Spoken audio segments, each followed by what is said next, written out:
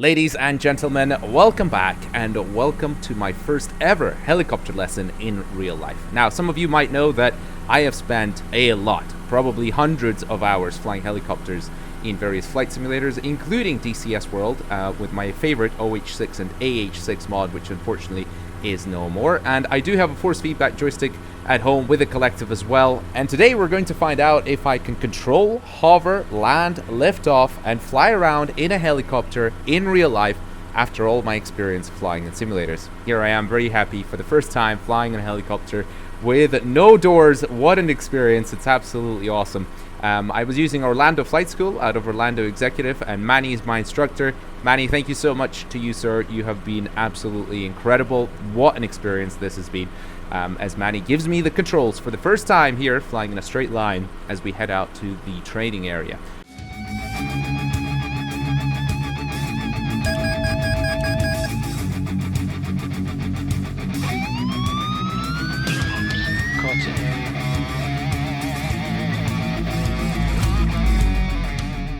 Now, I would say at this point I felt pretty comfortable because, well, flying a helicopter in a straight line is, I would say, fairly similar to flying an airplane in many ways. There is one peculiarity about the Schweizer 300CBi that I'm flying, which is that there is no governor, as Manny demonstrates that I'm the one flying the helicopter here, which is very cool. But unfortunately, since there's no governor, or maybe fortunately for that matter, you do have to control the throttle as you increase or decrease the collective. So every time that you put any sort of up or down in the collective, you have to increase or decrease the throttle with the twist grip to try and match the RPM, because there is no governor. You are effectively the governor. At this point, Manny's taking controls and he's bringing us in to the training area. I'm just following him through in the controls, where we're going to find out whether or not, after so many hours of hovering, flying, and doing crazy stuff in flight simulators, flying helicopters, as you all know, one of my absolute favorite things to do, even not my absolute favorite thing to do in simulators, full stop, was flying the OH-6 and AH-6 mod with my pretty awesome setup with FFBEAST, as some of you might know, my force feedback joystick, which I couldn't do it without it because it's just so good. And the way I've tuned the controls, as it turns out, as I'll tell you later on and you'll see in the video, it's so similar to my cockpit setup at home. It was absolutely amazing. So at this point, Manny has got us into a nice stable hover, and he said you have control of the pedals. He's going to keep us in the hover as I take control of the pedal. So here we go. I am trying to keep it effectively pointed straight, and there you could probably see a windsock straight ahead, and so I'm pretty much bang on headwind at this point, and it's a fairly strong breeze, and I think the wind is actually what I wouldn't say put me off, but definitely made it feel a little bit different and more challenging than what I've perhaps experienced in my simulator at home. So we're translating or moving the helicopter sideways, and Manny is doing that whilst I'm keeping the nose pointed straight. And that is basically my job, is try and get a good feel of the anti-torque pedals, just to see what they feel like. And I have to say, this is where my simulator setup at home definitely differs from real life, in the sense that, and I knew this anyway, because the Thrustmaster pendulum pedals that I use at home have a fixed spring rate, and therefore it just means that I cannot make them as light as the forces in a real helicopter, and the anti-torque pedals do feel just extremely light. You can just be on your tiptoes, just a minimum amount of effort, as Manny asked me to do a full rotation to the left, which is what I did. And this is where probably the biggest difference I've realized was just in terms of where the wind was coming from, the amount of anti-torque pedal input required to counteract the wind or the crosswind. That's where I think real life is a little bit more challenging than what I'm used to in the simulator. Now Manny's giving me controls of the collective, so I'm just getting a feel for the helicopter, just basically moving it a little bit up and a little bit down. He still has control of the cyclic. I still have controls of the pedals, so I've got the pedals and the collective, and I'm just basically going up and down a little bit and just trying to stabilize here at this point.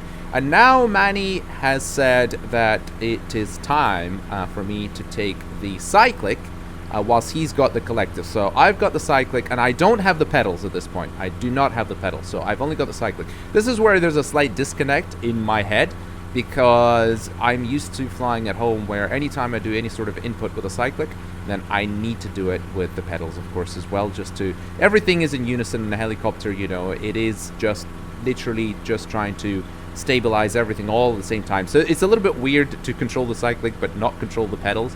I'm just basically following him through in the pedals at this point, even though I feel like I should. It's probably easier for me to have control of the pedals. But as you can see, pretty nice and stable. I've trimmed it out here with a cyclic, and I think we're a nice, very stable hover.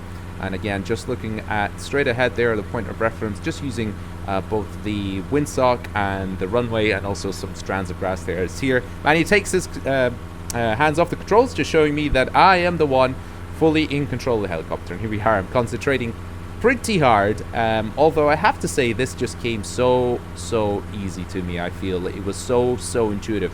Honestly, the hardest part of doing all of this after having flown so many hours at home is probably just matching that damn twist grip for the throttle, for you effectively being the governor for the helicopter and trying to match the RPM. Anytime you do any kind of tiny adjustment, all the time the RPM is going up and down. You need to try and get into the green band, which unfortunately you cannot see from this camera angle, but that's what I'm trying to do and match there.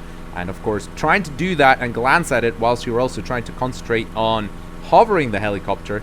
As you can see, I've also used the trim switch to try and trim it out, and again, this just felt so natural. And I have to say, the way I've tuned the control forces here, Manny just can't believe, he's laughing. He can't believe it's my first time flying a helicopter. And quite frankly, I mean, I have to say, you know, I was kind of taken back by just how similar it felt. This man is just there waving to his friend in the Cessna. I have to say, I've just felt so at home after having flown with my control setup, as now Manny asked me to do a 90-degree left turn, or rather rotation. I don't really know how you call this actually in a helicopter, but anyway, so here we are, and I've just stabilized. And again, like I say, now with the crosswind, you can see with the pedal input, it's quite different, especially if we do turn the other way. You'll notice again, it's that which is a little bit different, I think, compared to what I'm used to, mostly because I just haven't been flying, I think, with the wind, quite frankly. Here we go. We've just made another rotation, 90 degrees, and here we are stabilizing it with a tailwind now this time. And again, just trying to match that damn RPM every time with that collective. I think that is the thing that, you know, I'm not used to, because you don't have to do that in any of the helicopter simulations that I've used, certainly not in the OH-6 and AH-6, which I love, which, by the way, I have to say have really prepared me so well for flying this thing. As you can see, you know, pretty happy here, I would say pretty stable, considering it's a little bit windy as well. And here we are. I've got it, I think, stabilized pretty damn nicely. Feeling very at home, and this is in part due to my force feedback joystick FFBEAST, which you can check out in the description below, because honestly I couldn't have done it without it. I've tuned the controls to be so damn similar to this thing. Honestly, I can't describe to you just how similar it felt hovering this thing with the cyclic, certainly, that I'm so used to. As Manny tells me, right, I can just bring it down, see if I could do my first landing. So here we are. This is my very first landing in a helicopter. There we go. So just felt pretty intuitive, and this is where, as I lifted back up, and again you can see me twisting that throttle to try and match the RPM, which is, like I say, probably the most tricky part of flying this damn thing. As Manny tells me to just lift it back up. Here we go, first liftoff in the helicopter. And I have to say, the one thing that is way more intuitive and way easier in real life, I think, compared to my sim setup, is definitely the collective. Now I've got the Virpil collective at home, which is really good, but I just feel like I don't have that finesse and fidelity, and I don't have that almost, I don't know how best to describe it, kind of like a hydraulic feel of the collective, even though I guess it probably isn't, it's all mechanical, but still, it just felt so much more intuitive to try and get that hover. As Manny asked me to bring it back a little bit, which I did, just back away from the runway a little bit, and then we come in for another landing, or another touchdown. Here we go, into the grass, of course, nice and gentle. Felt pretty intuitive at this point, and as you can see, I'm trying to do that two-stage pickup, where, you know, you increase the collective gently and then feel what the helicopter wants to do before it lifts off, so you basically match the whatever input you think the helicopter needs before it even lifts off, and then hopefully that gets you into a nice stable hover. Now this is one aspect where, for some reason, I didn't feel like it was moving all that much in the skids, not as much as I was expecting it to. in terms of the compression of the skids. I thought there would be a lot more movement, left, right, back, forward. And I honestly didn't even feel, as I bring it in for another nice little touchdown, I honestly didn't really feel it moving all that much. So I wasn't even sure if my control inputs were actually correct when I was lifting the collective in terms of what I'm doing with the cyclic to try and do that two-stage pickup. But honestly, every time I did it, it just kind of worked out really well. And I think this was a lot easier than, for example, doing it in the OH-6 or AH-6 mod in DCS, which I absolutely love. That felt a bit more twitchy to try and get right straight away. If you didn't catch it, just basically from your experience, it was difficult to do it by intuition. Whereas this one I felt was very easy to do it by intuition as we started. Hover taxi, although Manny told me to just slow down a little bit here just because I was going a little bit too quick, which is totally fine. I totally get it from his perspective. I'm sitting there, very first time flying a helicopter, and there's some bushes on the right hand side here as well, so I can totally appreciate that, you know, from an instructor point of view. Even though I guess he probably feels fairly comfortable with me flying at this point, just because he can see that I can kind of have a decent grasp on it. I guess still, you know, it is my first time, and there's always a chance I might misjudge something and screw it up. So, but he has just been such a great instructor, I have to say, man. He's been so relaxed and chilled out, and basically just let me do everything. And at this point, I think he even asked me what I wanted to do, and I said, well, can we just try and fly sideways? Which, by the way, is a little bit sloppy. As you can tell here, I'm actually flying slightly forward and sideways, not quite directly sideways. So you just bring it back into a hover here. And I think we're going to repeat the exercise going back to the other side. So we'll come back to the right here, and I think I do this a little bit better. Here I'm not actually moving forward. Here I'm just moving the helicopter sideways to the right, and it's working out pretty damn nicely. So yeah, I've just been enjoying this. Flying helicopters, I feel, is just such a brilliant hand-eye coordination experience. And at this point I was like, okay, well, can we just find somewhere to actually land? Some little bit in the grass that we can aim for, so I can have a point of reference to try and bring it to landing. So I'll pick this little spot in the grass, which just lists the gray area, and I'll say, okay, let's just go, and I'll just bring it in for a touchdown over it. And here we go. Brought it in very nicely. Boom, straight over that little bit that I wanted to land on. And here we go. So my first, you could say, precision landing. And so here we go, just about to lift it off again. Don't know if this is the third or fourth time I'm lifting off the ground. I actually lost count how many touchdowns we've done here, and we're just bringing in. I think Manny told me to move forward a little bit, and now what the exercise is going to be is basically touchdown, lift off, rotate 90 degrees, touchdown, lift off, rotate 90 degrees, and just basically do quarter turns all the way around. So here we go, increasing the collective again, trying to match that RPM. The pain of my life flying this helicopter, I have to say. Probably the least enjoyable part, although I guess in some ways, if you can master this, then you'll be used to flying any other helicopter. Because I think pretty much most other helicopters actually have a governor. As I do a 90-degree turn, I'm bringing it back down for a jump till touchdown. This is now crosswind takeoff, effectively. The wind is blowing in from the right. There we go, you can see my cyclic is moving off to the right as well. Now this thing does hover, I guess, one skid low a little bit as well, but it wasn't very noticeable from, at least from my angle. Maybe that was also because of the wind and just the turbulence. So we do another 90-degree rotation and bring it in for another touchdown and repeat the process. Now yes, this is a very good exercise just for practicing and getting a feel of flying a helicopter. It's actually something I think I've done a little bit in some of the simulations that I've been flying as well. And I've also used the Microsoft Flight Simulator Taog's Hangar, OH6 H500C.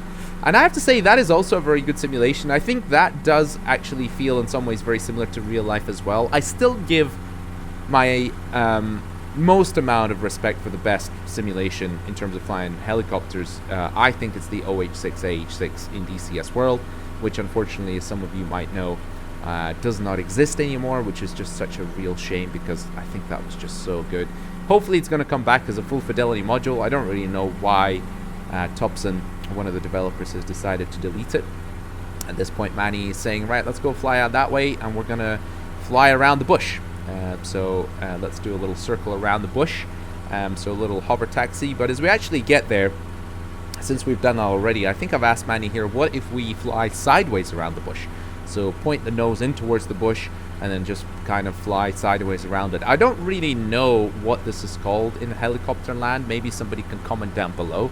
I don't know if this is called like a vortex or something or other. So what we're doing here is I'm just going to start pointing the nose towards the bush, and then we're going to start flying sideways around the bush. Now, this is actually quite a fun little exercise because of the wind, and this is something that is very, very easy for me to do in the simulator. But with the wind, there is a huge difference, especially in terms of the control loadings and for the anti-torque pedals, and also just how much backstick you have to give it, and some of those crosswind parts as well. Now, Manny's just telling me to just lift it off the ground a little bit more, which I totally understand, because obviously if we hit a skid sideways, it's not going to be a good day for anybody, and I totally appreciate it. And again, Manny's just been so good, just letting me have a go at doing all of this, and now I just said to him, why don't we just try go the other way, which is exactly what we're doing. So he's just letting me kind of mess around, maneuver the helicopter in the way that I'm just kind of keen on doing, which is just so brilliant. And he was so relaxed about it. It's just such a brilliant experience when you have an instructor who is very chill and just, you know, trusts your abilities, and, you know, just wants you to have fun and wants you to have a great time, and just gives you all the right tips at the right time. I mean, that is just, you know, I couldn't have asked for a better first helicopter flying experience. It's just been so much fun. As you can see, I've actually drifted a little bit further away. Now, I'm aware that there's bushes behind us here for the tail rotor as well, but it's actually because of the wind. I think I've drifted a bit away from the center of those bushes there. And again, like I say, this was probably the biggest difference for me. You know, the control loadings change so much depending on the wind, and there's a good solid 10 to 15 maybe even gusting up to 20 odd knots here at certain points. So it has definitely made it a little bit more challenging. After that, I asked Manny to demonstrate a auto rotation. I'm not going to bore you with that, because I wasn't the one that got to fly it. I just wanted to see what it's like, and that was awesome. Great to see as we bring it in to Orlando Executive for landing, where Manny was very happy for me to attempt the landing as well, which, you know, it's just thank you so much to Manny for letting me do that, because why not? First time landing on that H. He's helped me a little bit here with the collective during the descent, because again, just matching that RPM is tricky, and I really don't want to screw it up, of course. But now I've got the controls, and we are aiming for the H. He's just telling me exactly where to go, which H to aim for, and here we go. My first time coming in. Now, I'm going to be upfront here and say I was super disappointed with myself, because there's one thing I really forgot to do. I trimmed this helicopter out for the cruise all the way back, and so, you know, I've trimmed it all the way forward, or at least a fair amount forward, and at this point I completely forgot about that. And it was quite windy here as I'm fighting the wind. I can see the windsock there in the distance, and I'm really fighting the controls here. I actually kind of thought that maybe Manny's trying to fly through me a little bit, but he wasn't. As it turns out, I was fighting myself by having the controls trimmed so much, and here it was just a sloppy touchdown. I didn't like it compared to all the touchdowns I've had in the training area on that grass, which all felt smooth, controlled, nice. I was super disappointed, a little bit squinty. However, having said that, we did make it, broadly speaking, onto the helipad. My first landing onto a proper helipad, if you will, onto that H in real life. So of course I was absolutely ecstatic. What an absolutely amazing experience. And thank you so much to Manny for that, because he's just been an absolutely awesome instructor. And quite frankly, I really recommend Orlando Flight School. What a great experience. And before I wrap it up, I just want to briefly touch on the whole simulator versus real life helicopter flying experience, because I was genuinely curious this entire time of flying helicopters at home on my PC on how accurate are the control forces that I've got tuned with my force feedback joystick, which again, I can't recommend enough. FFBEAST, check them out in the description below. How accurate was the response of the pedals? How twitchy or not twitchy was it compared to the simulations that I've used? And in my previous videos, I have said that I believe the reality is probably something in between the OH-6 and AH-6 mod for DCS, which I have spent at least 150 hours flying.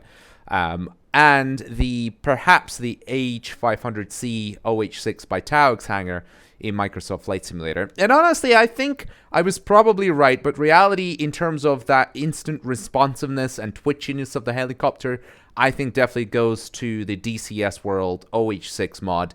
I think that has prepared me quite literally. That was the entire reason why I think I've been able to fly a real-world helicopter, in my opinion, relatively precisely and pretty intuitively straight off the bat without having any issues.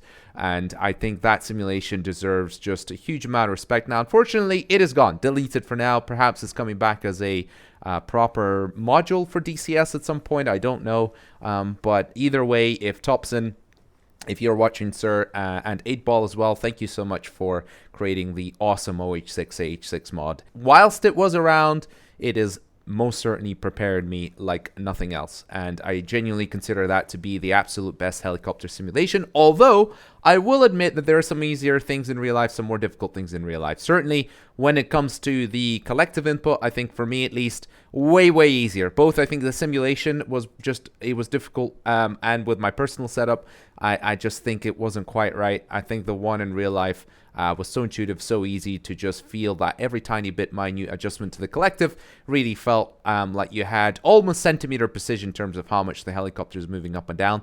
Definitely don't get that in the mod, I think, in DCS, and even in Microsoft Flight Simulator, I think that's tricky.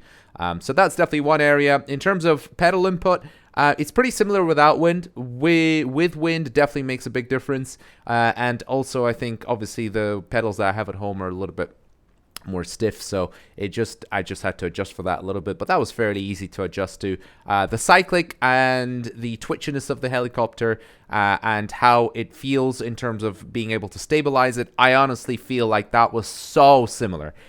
Combination of FFBEAST that I use at home for controlling the helicopter and tuning the control forces, and a combination of the awesome OH-6 AH-6 mod for DCS.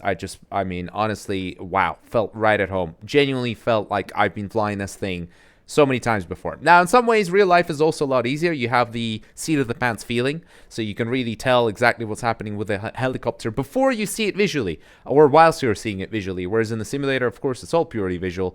So in some ways, flying simulator is more difficult. I will say, in some ways, like I say, real life is more challenging with the winds and the turbulence, but in a lot of ways, I think the sim is definitely more challenging. If you have a VR headset, I think it definitely makes it a lot more closer to reality, but still without that seat of the pants feeling, you're always going to feel a little bit disconnected. Having said that, though, obviously flying helicopters is fun, either in real life or in simulators as well. So, with that said, folks, I hope you've enjoyed this little video and this little overview of my first flight in a helicopter. If you have, smash the like button, that'd be greatly appreciated. And before I go, make sure to check out WINGLIST, website that I co-own and run with a couple of other fellow aviators for buying and selling aircraft. So if you would like to advertise with us, a basic ad is completely free.